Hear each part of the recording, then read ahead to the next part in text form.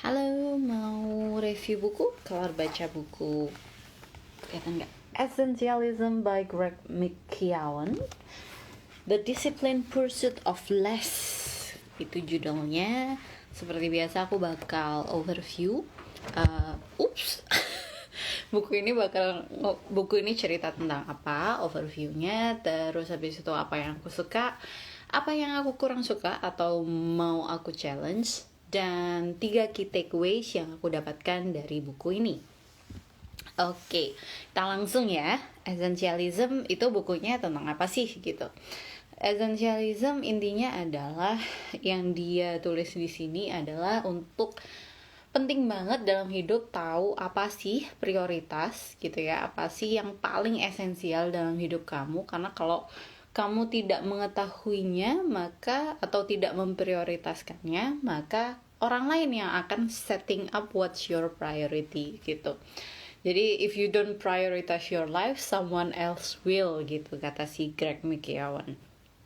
Buku ini nggak panjang, kayak 200 halaman sedikit gitu, tapi menurutku itu tadi aja sudah menjelaskan gitu. Jadi benar-benar intinya adalah ya emang harus tahu apa prioritasnya gitu untuk menghadapi atau menjalani hidup. Selanjutnya apakah aku suka dan nggak suka?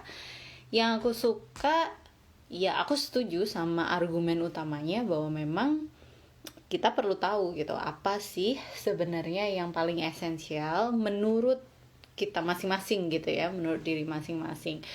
Karena kalau kita nggak tahu tentu akan kesulitan mau ngelanjutin arah hidup tuh mau kemana, itu akan sulit.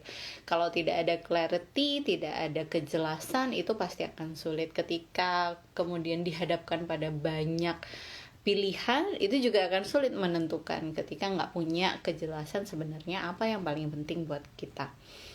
Yang aku nggak suka, aku punya banyak banget kritik gitu kalau bisa dibilang. Buku ini aku review bintang 2 di Goodreads. Kalau di Goodreads itu bintang 2 itu berarti it's okay gitu ya, it's okay.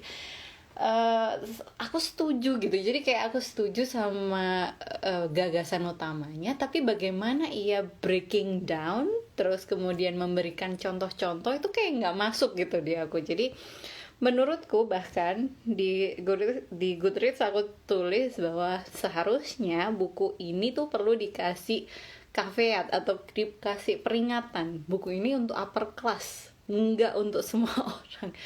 Kenapa? Karena contoh-contoh yang diberikan itu tidak membumi sama sekali gitu loh. Jadi kayak mungkin hanya akan relatable untuk 25-30% kalangan di dunia ini. Jadi benar-benar hanya untuk upper class aja gitu.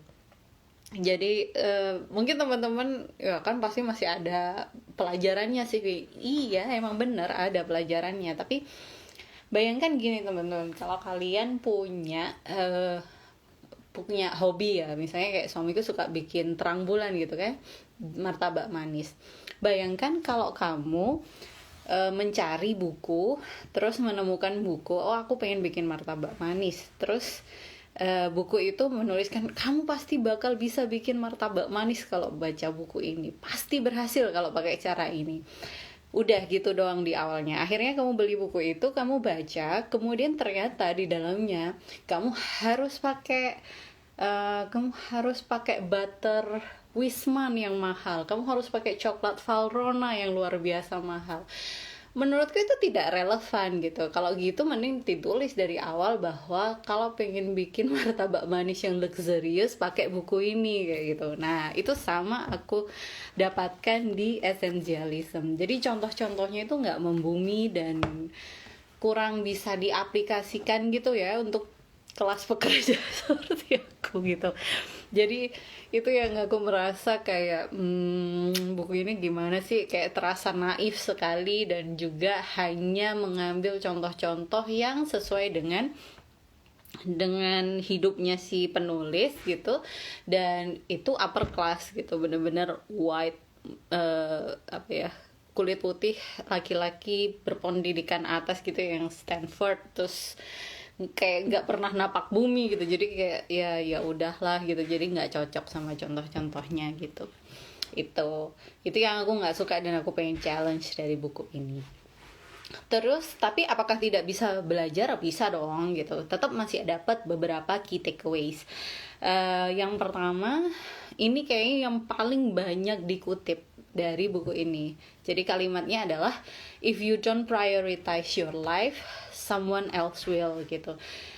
Jadi kalau kamu tidak mengetahui prioritas, apa yang prioritas dalam hidupmu, sadar atau tidak sadar, maka orang lain akan memasukkan prioritas mereka dalam hidup kamu kayak gitu. Jadi yang mungkin bahasanya kan someone else will, masa orang lain nyuruh kita sih sama prioritas hidupnya?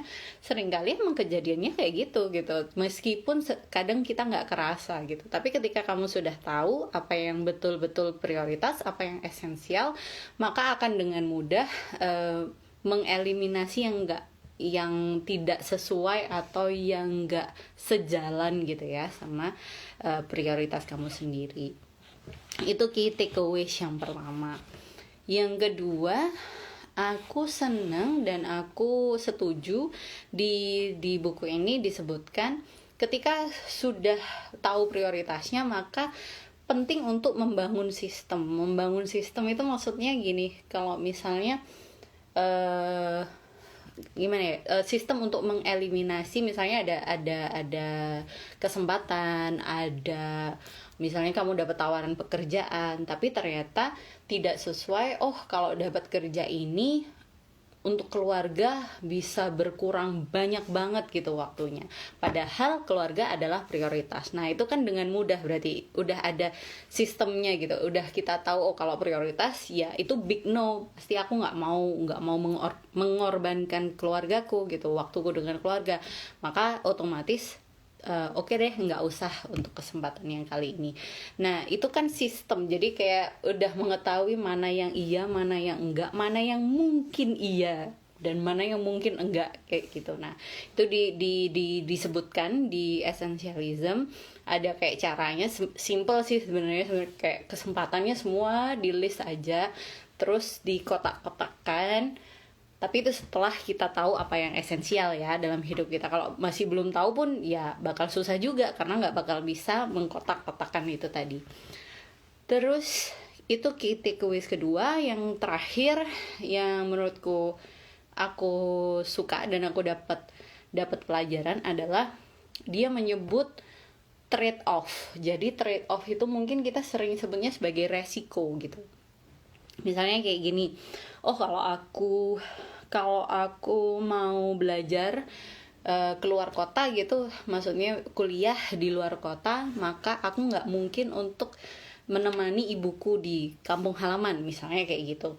Nah kadang orang ketika tidak menyadari trade off atau resiko dan menganggap itu sebagai hal yang biasa, dia ada kecenderungan untuk pengen dapat semua gitu. Nah ketika kita betul-betul tahu bahwa ya itu resiko aja, itu trade off aja, pilih aja gitu, jadi nggak gampang bingung gitu setelah kita paham bahwa ya ini resiko gitu. Kadang ada orang, aku sebenarnya pengen kerja di perusahaan A, tapi kalau di A itu dia HR-nya kurang oke, misalnya nggak ada pelatihan, nggak ada training. Sedangkan kalau di di perusahaan B, dia HR-nya oke, pelatihannya oke, tapi gajinya dikit. Nah ya itu adalah trade off, yang mana yang kira-kira trade off-nya bisa kamu bisa kamu hadapi gitu. Yang misalnya kalau kamu memang bisa trade off-nya, menurutku pelatihan itu akan penting, maka jelas toh akhirnya yang perusahaan A yang dipilih. Kadang kita tidak menyadari trade off atau tidak mau mengakui trade off itu tadi adalah bagian dari kehidupan. Jadi yang ada malah kita bingung-bingung sendiri gitu, kayak galau-galau, ragu-ragu kayak gitu. Nah itu yang menurutku penting juga gitu. Aku juga perlu menyadari, misalnya aku kalau pengen sekolah lagi berarti trade off-nya apa aja ya gitu, apa aja yang kira-kira akan harus kutukar gitu dengan keinginanku itu tadi. You can do anything but you can do everything. Jadi kamu bisa melakukan apa aja, tapi nggak mungkin bakal bisa semua. Pasti memang harus ada milih, dan itu yang disebut sebagai trade off. Di essentialism istilahnya trade off gitu. Terima kasih. Wah, ada yang join terus loh. Terima kasih. Siapa tadi? Kayaknya Al. Ini ada siapa lagi ya? Terima kasih teman-teman. Selanjutnya aku sekarang lagi baca Range by David Epstein. Terima kasih, sampai jumpa di kelar baca buku selanjutnya. Bye bye.